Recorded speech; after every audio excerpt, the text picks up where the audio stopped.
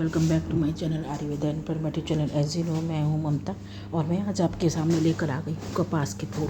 जैसे कि आप सभी जानते हैं, कपास का हमारे हिंदुस्तान में बहुत ही बड़ा महत्व समझा जाता है और जिस तरह की कपास के फूलों की खेती की जाती है, परंतु हम उसका औषधीय उपयोग क्या है ये नहीं जानते हैं।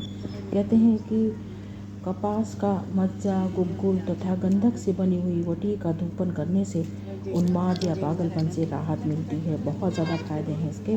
और 5 ग्राम कपास के फूल जल में भिगाकर उसका पीस कर शरबत पीने से मनोविभ्रम, विक्षिप्तता, जो दिमाग की जो विक्षिप्तता होती है उससे लाभ होता है, उससे तथा पीने से जो है मन प्रसन्न होता है। उसके बहुत ही ज़्यादा फायदे हैं फ्रेंड्स। जानते हैं कपास का यानी रुई का हमारे हिंदुस्तान में, हमारे जीवन में, हमारे खासकर सर्दियों में और कपड़ों को पहनने में बहुत बड़ा योगदान है। सिर्फ कपड़े ही नहीं बनते हैं इसका उपयोग आयुर्वेद में भी किया जाता है। इसके फूलों का, इसके वृक्षों का बहुत ही बड़ा योगदान है। औषधीय गुण पाए जाते हैं इसके फूलों में भी। जैसे कि आप देख लेते हैं कि ये कपास या रुई का इस्तेमाल है कि सोचते हैं कि बस कपड़े और दिया बत्ती करने के लिए इसकी रुई का इस्तेमाल होता है। ऐसा नहीं है फ्रेंड्स, बल्कि आयुर्वेद में इसके कई सारे फ़ायदे बताए हैं। बहुत सारी बीमारियों से निजात दिलाता है कपास का ये फूल। आपको लिए कपास का पौधा बहुत ही महत्वपूर्ण है। अगर आपके बालों की रूसी की समस्या है तो और आपके बालों को जो है कपास के तेल का प्रयोग कर सकते हैं।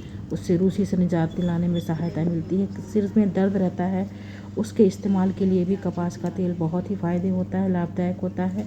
और अगर आप हर रोज़ सर दर्द जैसी परेशानियों से जूझ रहे हैं, कपास की मींगी यानी जो उसके बीज निकलते हैं उनको पीस कर उनका लेप बनाकर अगर माथे पर आप लगाते हैं तो ये सर दर्द से और हर तरह की टेंशन से आपको निजात दिलाता है। से लोग हैं कंप्यूटर पे सामने बैठे हुए, आजकल वर्क फ्रॉम होम चल रहा है और ऑफिस में लैपटॉप पर काम ज़्यादा करना पड़ता है। जो ऑफिस में हैं, जो हाउस मतलब वर्क फ्रॉम होम कर रहे हैं, उनके लिए भी बहुत ज़्यादा फ़ायदा है। अगर आपकी आंखों में दर्द रहता है और कंप्यूटर पर ज़्यादा देर बैठने की वजह से, तो आप जो है कपास के पत्तों को पीसकर उसमें दही मिलाकर अपनी आंखों के ऊपर लेप कर सकते हैं। ऐसा करने से आपकी आंखों के दर्द में राहत मिलेगी। आज कल सिर दर्द होना एक आम बीमारी हो गई है। अधिकतर लोगों को थकान, चिंता और बहुत सारे टेंशन की वजह से सर में दर्द होता है। उसके लिए भी ये बहुत ज़्यादा रामबाण औषधि है। कपास का इस्तेमाल कान का बहना भी आपका रोक सकता है। कपास कान में एक तरह का तरल पदार्थ निकलता है जिसे कान का बहना यानी ओटोरिया कहा जाता है। वैसे तो यह शिशुओं के लिए, छोटे शिशुओं के बच्चों को अधिक देने के लिए लाभदायक होता है, लेकिन यह समस्या किसी भी उम्र में हो सकती है और छोटे बच्चों को जैसे कहते हैं कि ज़्यादा देखने में मिलता है।